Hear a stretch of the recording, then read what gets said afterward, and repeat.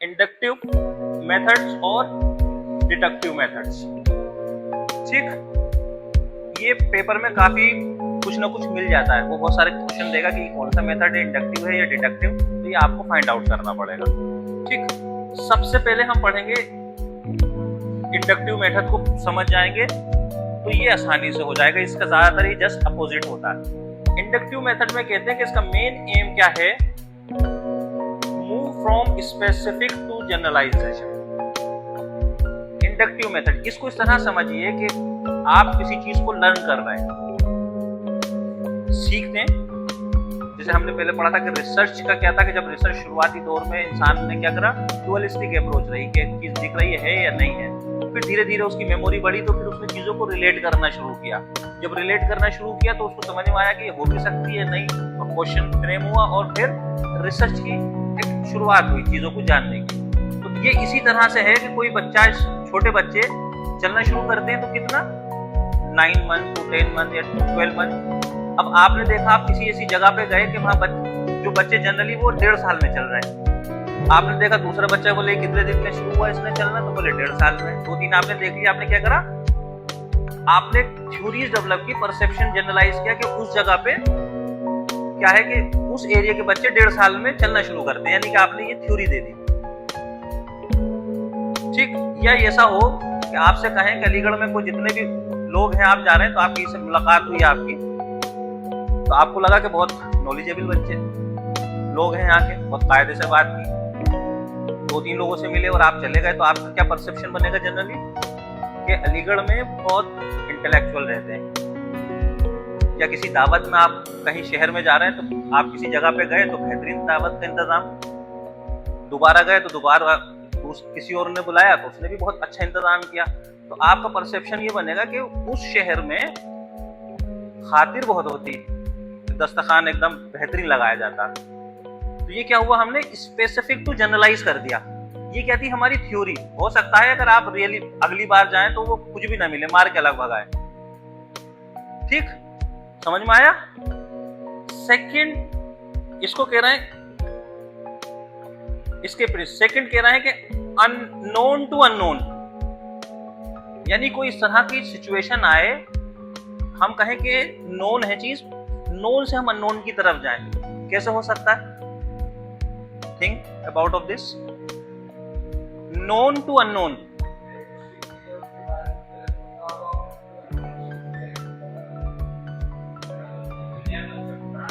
हाँ,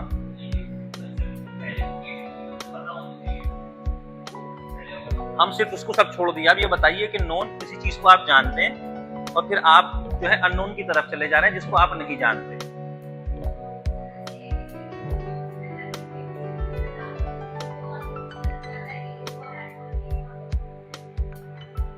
इसको ऐसे देखिए, नोन टू अननोन, यानी किसी चीज को आपने रिसर्च की या आपके पास है, फिर आप हाइपोथेटिकली आप उसको सोच रहे हैं कि हम इसमें ये मॉडिफिकेशन कर सकते हैं, हम उसको ऐसा कर लें। आपने कोई बाइक देखी, यानी शुरू में देखी होगी बाइक कैसी थी, धीरे धीरे मॉडिफिकेशन हो रहा है। दिस इज द प्रोसेस, क्या है, नोन टू अननोन की तरफ है कि बैठे बैठे आप इमेजिनरी हाइपोथेटिकली उसको चाह रहे हैं कि हम इसको ऐसे मॉडिफाई करें कि ये इस पर्पस के लिए काम आ सके, फिर हम उसको with the help of research हम उसको इस्टेब्लिश करते हैं। ठीक, नेक्स्ट थिंग इज,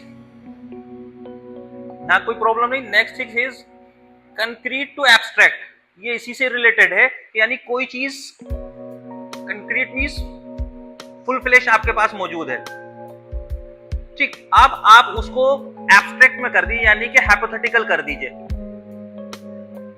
जैसे छोटे बच्चे होते हैं, पजल्स लगा रखे हैं उन्होंने, और आप बच्चों ने क्या करा, पजल्स को सब गड़बड़ कर दिया, तो क्या करा, कंक्रीट टू एब्स्ट्रैक्ट। तो इसी तरह से जैसे हम कह रहे थे कि नोन टू अननोन, यानी जिस चीज को हम हमारे पास है, अब हम उसको हाइपोथेटिकली उसमें अननोन की तरफ चले जाते हैं। इसी तरह से हम कह रहे हैं नेक्स्ट एग्जाम्पल टू रूल्स, हम कुछ एग्जाम्पल ऐसे लेंगे और फिर उनसे एग्जाम्पल से रूल्स की तरफ चले जाएंगे। पहले एग्जाम्पल सेट किया, ठीक, फिर उसके बाद उसको रूल की तरफ आए। दैट इज, आपने क्या कि सबको लाइन अप करा, जो लेट कमर्स थे उनको साइड में खड़ा किया 1 हफ्ते तक, तो धीरे धीरे क्या हुआ कि अब ये रूल हो गया कि कोई लेट आएगा तो वो, ठीक। सेकंड कह रहा है कि बॉटम टू अप, यानी हम इसको नीचे से ऊपर की तरफ हम प्रोग्रेसिव मैनर में जाएंगे। 6 है डायरेक्ट एक्सपीरियंस। ऐसा नहीं है किसी ने आपको आगे बता दिया, इट मींस कि इंडक्टिव अप्रोच में कि जो आप अप्रोच ले रहे हैं, जो आप थ्योरीज डेवलप कर रहे हैं, इट्स योर ओन एक्सपीरियंस, यानी डायरेक्ट एक्सपीरियंसेस है। और पैटर्न रिकॉग्नाइजेशन, तो researcher look for the trend of regularities within the data, यानी कि हम पैटर्न को रिकॉग्नाइज करते हैं। डेटा आपने लिया और उसमें हम देख रहे हैं कि हमारे डेटा में पैटर्न क्या आ रहा है, यानी मैक्सिमम फ्रीक्वेंसीज किसकी आ रही हैं, कम किसकी आ रही हैं, तो एक पैटर्न होगा, हम उसको रिकॉग्नाइज करते हैं। लास्ट वन है एक्सप्लोरेटरी नेचर।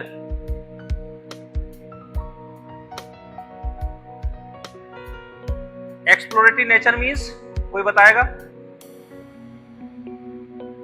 एक्सप्लोर करना, यानी जिस चीज को हम जानते हो, कम जानते हो, जिसके से रिलेटेड बहुत कम नॉलेज अवेलेबल हो, और आप उसको एक्सप्लोर कर रहे हैं, यानी कि उसको जानने की कोशिश कर रहे हैं। ठीक इसी तरह से हम चले जाएंगे। ये तो हो गई हमारी कौन सी? Inductive approach. के सिंपल क्या है कि इससे हम with the help of inductive approach हम क्या करते हैं? डेवलप करते हैं थ्योरीज। क्या क्या प्रिंसिपल है कि specific to general, known to unknown हम जाएंगे, और concrete to abstract, example to rule, bottom to up, direct experience, pattern recognisation and exploratory nature. उसी तरह से हम डिडक्टिव मेथड में जाएंगे, तो move from the generalisation to specific.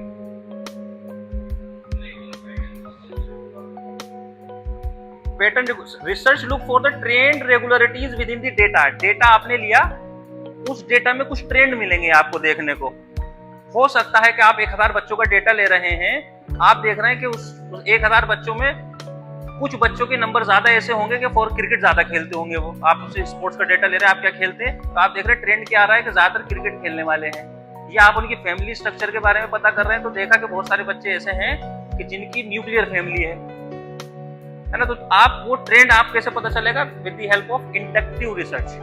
ठीक, डिडक्टिव रिसर्च इज जस्ट क्या है? अपोजिट। इसमें क्या है? ये हम generalise to specific. Generalise to specific means कि आपके पास कोई कॉन्सेप्ट है। फॉर एग्जाम्पल किसी ने बताया कि आप उस शहर में जाएंगे, उस शहर में जाएंगे तो आपकी खातिर बहुत अच्छी होगी, खाना पीने का इंतजाम बहुत बेहतर रहता। This is the generalise.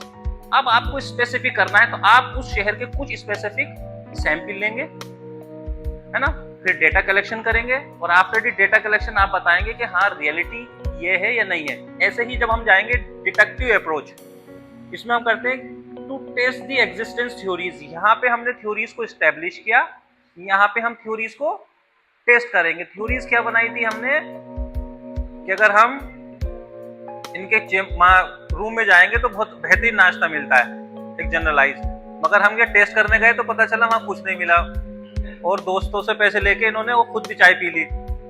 ठीक, जब हम टेस्ट करेंगे थ्योरीज को, तो इससे इंपॉर्टेंट क्या चीज होगी? एग्जिस्टेंस थ्योरीज को, तो हम जाएंगे जर्नल टू द स्पेसिफिक, यानी जो कॉन्सेप्ट जनरल पब्लिक का बना हुआ था, तो उसमें से हम कुछ सैंपल लेंगे डेटा, और उस डेटा से बाकायदा हम हाइपोथेसिस फ्रेम करेंगे और प्रोसेस करेंगे। फिर हम ये क्या करेंगे? स्पेसिफिक उस पॉपुलेशन पे हम जो है फैक्ट को एस्टेब्लिश करेंगे। ठीक, एब्स्ट्रैक्ट टू कंक्रीट। अब हम कह रहे थे ना कि हमको एक सेब है, अब हम दिमाग में एक इमेजिनेशन हाइपोथेसिस हमने डिजाइन किया कि ये सेब हम ऐसा बनाए कि 1 केजी का सेब हो, और उसमें सारी न्यूट्रिशनल वैल्यूज जो हमको पर डे चाहिए वो हम उसमें सेट कर दें कि एक सेब में इतनी न्यूट्रिशनल वैल्यूज होनी चाहिए। तो with the help of research हम क्या करें? हम इस तरह का सेब बना दें। ठीक, तो हम कह रहे हैं कि जो हमारा हाइपोथेटिकल क्वेश्चन था वो इन कम टू द एग्जिस्टेंस। और रूल टू एग्जाम्पल, जब हम बता रहे थे पहले कि हम एग्जाम्पल टू रूल, तो यहाँ रूल टू एग्जाम्पल जानेंगे। ये इंडक्टिव बॉटम टू अप, ये up to bottom. Inductive research method involve the developing general principle of theories based on specific observation और एम्पायरिकल डेटा, यानी कि हम जो है ऑब्जर्वेशन बना रहे हैं on the basis of some data जो भी हमें मिल रहा है। ठीक, qualitative studies in social science, inductive reasoning is frequently used in the qualitative research, जैसे कि हम करते हैं इंटरव्यू है, केस स्टडीज है, ग्राउंडेड थ्योरी, ये छोटे छोटे से आपको बीच में मिलती रहेंगे चीजें, और आप इसको समझते रहिएगा। ये आप जो इसके बाद पीपीटी वगैरह मैं आपको शेयर कर दूंगा, तो आप एक दो बार आपको और स्टडी करनी पड़ेगी, तब समझ में आएगा। What is the grounded theory?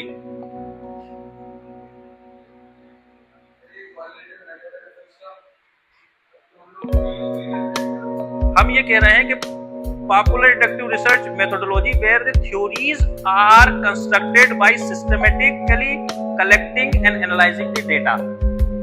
ठीक, हमने जो थ्योरी बनाई तो वो हमने ऐसी नहीं बनाई कि हम बैठ गए और अपने दिमाग से हमने एक थ्योरी बना दी, है ना। तो वी हैव सम डेटा, हमने एक सिस्टमैटिक प्रोसेस किया, according to the systematic process हमें कुछ इंफॉर्मेशन मिली, on the basis of these information हमने क्या करा, एक थ्योरी एस्टेब्लिश की, जिसको कहेंगे हम ग्राउंडेड थ्योरी। ये है हमारी डिडक्टिव रिसर्च। ये डिडक्टिव रिसर्च सिंपल, जैसे कि हम कोई हाइपोथेसिस एस्टेब्लिश करते हैं और फिर हम उसको टेस्ट करते हैं, है ना। तो हम क्या कह रहे हैं, deductive research is structure approach that begin with the general theory, जो हमने थ्योरी एस्टेब्लिश की थी, and hypothesis and test its through the specific observation और एक्सपेरिमेंट। या तो हम कुछ ऑब्जर्वेशन के लें या कोई हम डेटा कलेक्ट करें, on the basis of observation and data collection या स्टैटिस्टिकल टेस्ट हम ये एस्टैब्लिश करें कि द हाइपोथेसिस जो हमने एस्टैब्लिश की है वो रिजेक्ट या accept. This is the deductive approach in the research. कह रहे हैं कि इसकी की कैरेक्टरिस्टिक्स क्या हैं? The researcher start with the pre-existence theory और hypothesis, यानी कि ये पहले तो थ्योरी कहाँ में बन गई थी हमारी, इंडक्टिव अप्रोच में। यहाँ पे क्या होगा कि आपको ऑन द बेसिस ऑफ क्या होगा, हम कह रहे थे ना कि हम हाइपोथेसिस कब एस्टेब्लिश कर रहे हैं, on the basis of limited evidence. तो हमने थ्योरी एस्टेब्लिश की या हाइपोथेसिस की on the basis of limited evidence. अब हमको ये प्री एग्जिस्टेंस थ्योरी मिल गई, अब हम इसको टेस्ट करने जाएंगे, तो हाइपोथेसिस टेस्टिंग होगी। इसमें स्ट्रक्चरल प्रोसेस होगा कि हमारा डेटा कलेक्शन क्या है, हाइपोथेसिस है, ऑब्जर्वेशन है, कंफर्मेटिव है, रिजेक्शन है ना, जो हमारा और पे हाइपोथेसिस डिसाइड करेंगे, नल है या अल्टरनेटिव है। उसके बाद हम डेटा लेंगे, डेटा का नेचर देखेंगे, according to the nature of data हम स्टैटिस्टिकल टेस्ट लगाएंगे, on the basis of P value हम ये डिसाइड करेंगे कि हमारी हाइपोथेसिस एक्सेप्ट हुई, नल हाइपोथेसिस या रिजेक्ट। ठीक, फिर ये है quantitative focus. The deductive research is commonly associated with quantitative research, where statistical method are used to test hypothesis. तो जनरली जब हम हाइपोथेसिस टेस्ट के लिए जाते हैं तो हमारे पास डेटा होना चाहिए। ठीक, डेटा की दो नेचर है कि जब हम इंफॉर्मेशन लेते हैं तो इंफॉर्मेशन किस फॉर्म लेते हैं, या तो न्यूमेरिकल या नॉन न्यूमेरिकल डेटा, है ना। जो भी इंफॉर्मेशन हम कलेक्ट करेंगे विद दी एनी टूल्स, अगर वो डेटा न्यूमेरिकल इन नेचर में है तो हम उसको कहेंगे क्वांटिटेटिव डेटा। और जो इंफॉर्मेशन हम कलेक्ट करेंगे, चाहे कोई सा भी टूल लगाएं, अगर वो न्यूमेरिकल डेटा नहीं है तो हम उसको कहेंगे क्वालिटेटिव डेटा। ठीक, तो जब हमारे पास न्यूमेरिकल डेटा होगा तभी हम स्टैटिस्टिकल टेस्ट लगाएंगे, तभी हम हाइपोथेसिस को टेस्ट कर सकते हैं। तो इसमें इंपॉर्टेंट थिंग क्या है कि हमारे पास क्वांटिटेटिव फोकस होना चाहिए।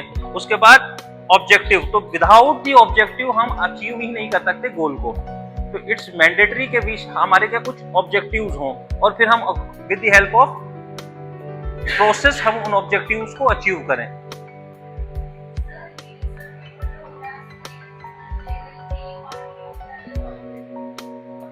अगर जब रिसर्च पेपर आप पढ़ रहे हैं, पहले तो उसके मेथड एंड प्रोसीजर में सारी डिटेल लिखी भी होगी कि डेटा कलेक्शन कैसा है, कौन सी रिसर्च टेक्निक है, कौन सा उसमें रिसर्च डिजाइन लगा हुआ है।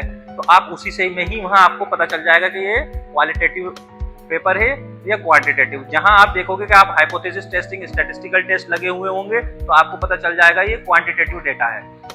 ठीक, तो ये कुछ यहां तक तो समझ में आ गया इंडक्टिव, और ये कुछ क्वेश्चन है which is related to deductive और इंडक्टिव अप्रोच। नंबर 1 वो कह रहे हैं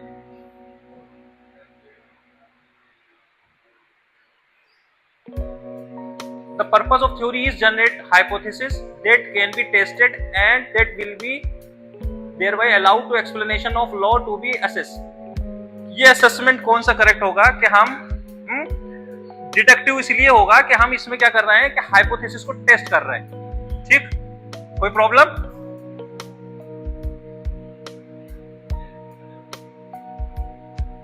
ये कह रहे हैं डिडक्टिव रीजनिंग इन्वॉल्व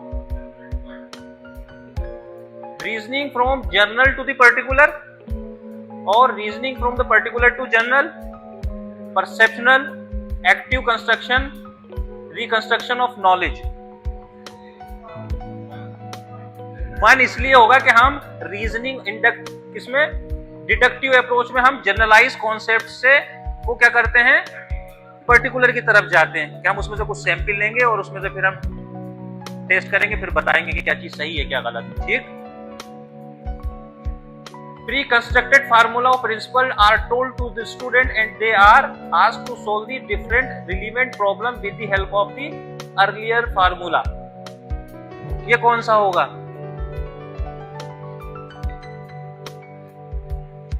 कह रहे pre-constructed principles are told to the student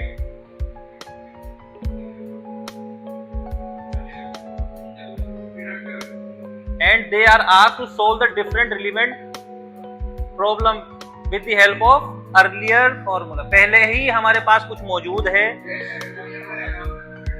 deductive approach होगी कि हमारे पास कह रहा है कि प्री कंस्ट्रक्टेड हमारे पास हाइपोथेसिस है, पहले से कुछ है। ठीक। Logic which use the result definition and rules और inference to prove something is called. दोबारा पढ़ो। Logic which use to know result definition rules inference to prove something is called knowledge. क्या होगा? ओनली सेकंड का मतलब क्यों?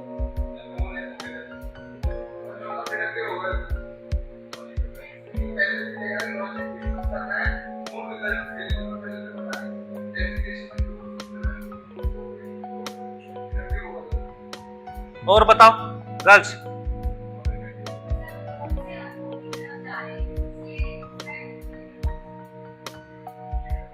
और बताओ गलत। आंसर ऑप्शन है 1 डिडक्टिव अप्रोच। ये क्या कह रहा है? Logic which use non result है ना, definition and rules of inference prove something is called. ठीक। ये पीपीटी में दे दूं, आराम से पढ़ते रहिएगा। फिर कौन सा वाला? ये क्या कह रहे हैं? पहले डिडक्टिव का मतलब क्या हुआ कि हम जनरलाइज से स्पेसिफिक।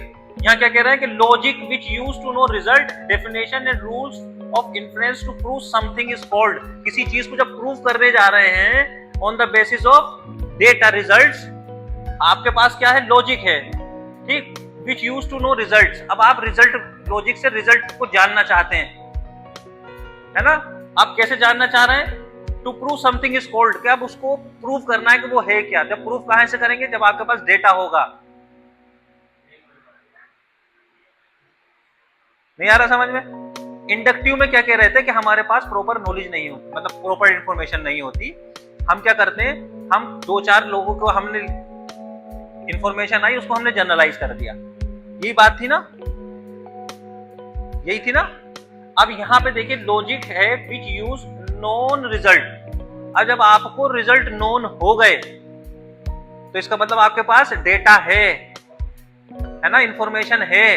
तो अब आपको ये चीज है क्या? तो आपको जब इंफॉर्मेशन हो गई तो कैसा होगा? विद द हेल्प ऑफ आप डिडक्टिव अप्रोच में जाएंगे, चाहे स्टैटिस्टिक्स टेस्ट लगाएं, ये लगाएं, ये क्या चीज है क्या नहीं है, तभी हम डिडक्टिव अप्रोच करेंगे। जहां पे नॉन रिजल्ट नहीं होते, नॉन रिजल्ट नहीं होते, है ना, तो अननोन होता तो हम क्या कहते कि हम ठीक। नेक्स्ट,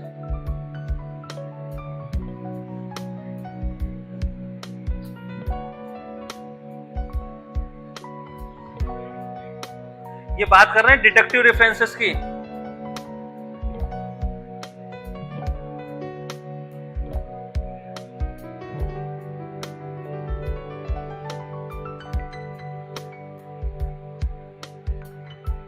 ये देखिए नंबर 1 हम कह रहे हैं कि which statement following statement regarding the deductive reference यानी deductive approach, student get ready made material,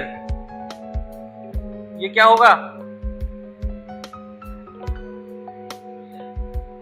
पहले में क्या कर रहे थे हम? परसेप्शन बना रहे थे, और डिडक्टिव अप्रोच में क्या कर रहे थे हम? परसेप्शन को रियलिटी में लेके आ रहे थे, है ना?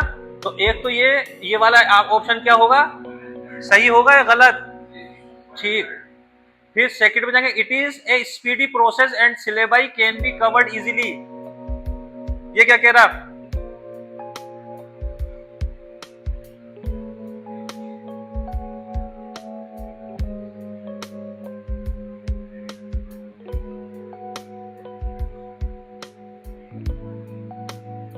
स्टूडेंट को हमने रेडीमेड मटेरियल दे दिया, ठीक? जब रेडीमेड दे दिया तो वो क्या करेगा? It is help to speedy process called syllabi can covered easily. फिर दूसरा, थर्ड क्या कह रहा है? Teachers work is simplified here by giving the rules and asking you to verify by its application to several concrete example. Concrete example कहां से आएंगे? जब उसके पास एब्सोल्यूट नॉलेज होगी। तो ये भी सही होगा, ये भी सही होगा। ये तब एक मैं पीपीटी आपको शेयर कर दूंगा आज। Which of the following are feature of case study method?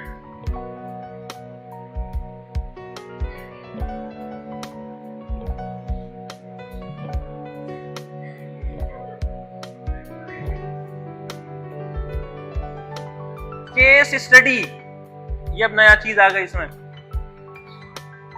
Case study में क्या करते हैं? केस में केस पकड़ते हैं। दो तरह के केस होते हैं। एक तो जैसे स्टूडेंट है ना, बहुत सारे स्टूडेंट क्लास में होते हैं, आप कहते हैं ये पूरा केस है? तो केस स्टडी मींस के हम क्या कह रहे हैं? केस स्टडी मेथड में क्या करते हैं? हम एक इंडिविजुअल को लेते हैं, यानी कि बहुत लिमिटेड डेटा में, और हम उस पे क्या करते हैं? पूरी केस स्टडी करते हैं। यानी सचिन पे हमें स्टडी करनी है तो केस स्टडी पूरी सचिन की ए से जेड तक वो पूरी बुक आ जाएगी स्टडी होके, है ना, किसी पर्टिकुलर चीज पर। तो हम कह रहे हैं कि पर्टिकुलरिस्टिक्स होगी केस स्टडी।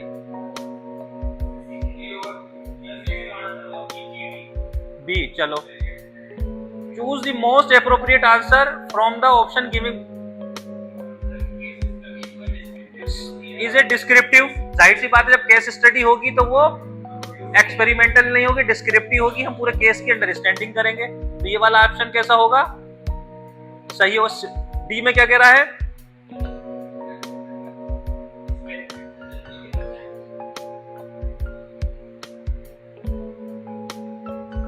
बी हो गया, सी हो गया, डी क्या कह रहा है? इस इज इंडक्टिव और डिडक्टिव मेथड। इंडक्टिव और deductive. Case study, case study हम कह रहे हैं ना कि इंडिविजुअल टू जनरलाइज की तरफ जाएंगे, है ना? तो ये कौन सा होगा? इंडक्टिव होगा या नहीं होगा? इट इज मैकेनिकल और नॉट?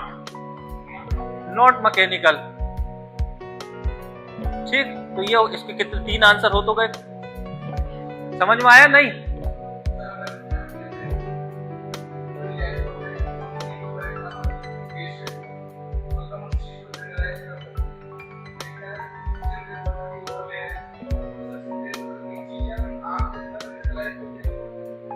जनरल हम केस की बात कर रहे हैं, हम सिर्फ उसकी इंफॉर्मेशन, हम ये डिस्क्रिप्टिव स्टडी है ना?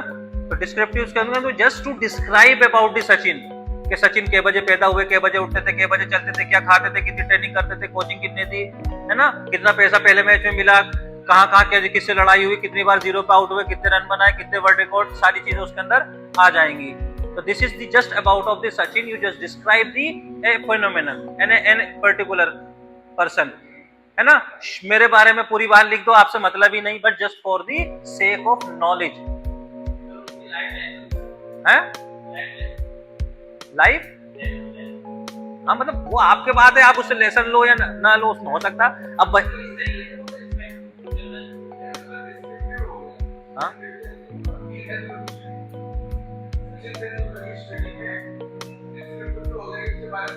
हाँ, जब डिडक्टिव नहीं होगी, डिटेक्टिव अप्रोच में क्या कर रहे हैं हम? हाइपोथेसिस को ले जाकर टेस्ट कर रहे हैं डेटा लेकर, यहां नहीं कर रहे, ये जस्ट इसकी अपोजिट होगी। प्लस या हम करें इंडिविजुअल पे कर रहे हैं और सिर्फ इंडिविजुअल की डिस्क्रिप्टिव स्टैटिस्टिक्स कर रहे हैं, और उसको हम हो सकता है कि हम ये बताएं कि जो सचिन ने पूरी जिंदगी में ये खाया, ये पिया, इतनी ट्रेनिंग की, अगर आप करेंगे तो आप भी वैसे हो सकते हैं, जनरलाइज कर सकते हैं आप। This is your suggestion.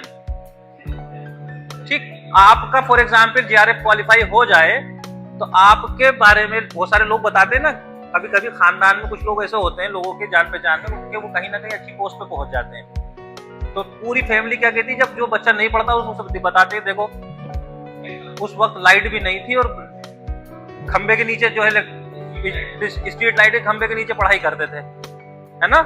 तो ये क्या है, उसको इंडिविजुअल को ले जाके जनरलाइज कर, तुम भी करोगे तो हो सकता है ये हो जाए। अब हम ये कहते हैं कि अगर अब आप काबिल हो जाओगे आने वाले वक्त में, तो आप भी सबको बताना कि हम जुगनू पकड़ते थे, पन्नी में भरते थे और बैठ जाते थे, तो वो जलते थे, तो रोशनी होती तो एक वर्ड पढ़ लिया करते थे, है ना। तो this is depend to the individual to individual. ठीक है,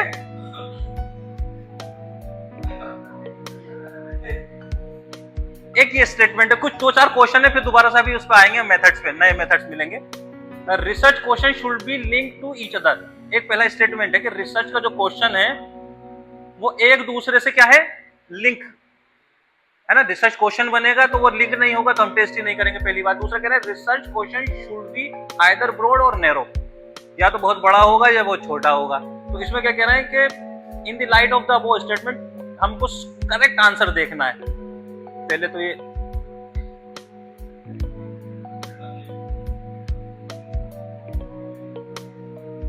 दोनों सही हैं, दोनों गलत हैं, या दूसरा सही है पहला गलत है, या पहला सही है दूसरा गलत है। Research question should be link to each other. जब तो रिसर्च क्वेश्चन बन गया, जब उसका लिंक ही नहीं होगा तो उसकी क्या जरूरत है। हम एक्सरसाइज को देख रहे हैं कि significant relationship with the treatment of some, जो भी हम प्रॉब्लम्स हैं, और अगर लिंक नहीं होगा तो हमें क्वेश्चन हमारा होगा नहीं। तो ये तो हमारा कंफर्म है कि पहला सही हो गया। दूसरा कह रहा है कि research question should be either broad और narrow.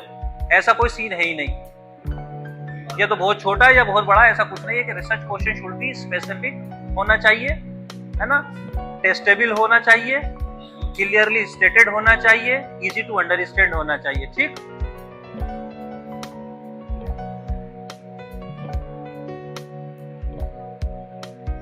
characteristic feature that does not belong to the inductive method। इसमें inductive methods कौन सा नहीं है। concrete to abstract,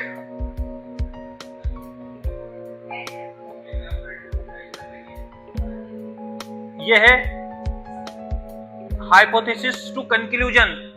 hypothesis हम कहाँ में बना रहे थे, डिडक्टिव में। यहाँ हम hypothesis फ्रेम कर रहे थे, और उसको कंक्लूजन पे कहां पहुंच रहे थे, हाइपोथेसिस को टेस्ट कर रहे थे हम डिडक्टिव में। इंडक्टिव में क्या कर रहे थे, बैठे हुए थे और आंखें बंद करके हम ढूंढ रहे थे कि आज ऐसा जहाज बन जाए, बस यहीं आए और मुझे ले और ले जाके कमरे पे पहुंचा दे, मैं अपना सो जाऊं। ठीक, यहाँ क्या कर रहे थे, उसी को on the basis of data test करना है। ठीक, तो ये कौन सा हो गया, डिडक्टिव। एग्जाम्पल टू प्रिंसिपल, सही है। स्पेसिफिक टू जनरल, यानी कि हम इंडक्टिव में ही तो कर रहे थे हम कि एक बंदा था उसको उठा के जनरलाइज कर रहे थे। तो हमारा क्या हुआ, हाइपोथेसिस टू कंक्लूजन जो है ये डिडक्टिव अप्रोच का पार्ट है।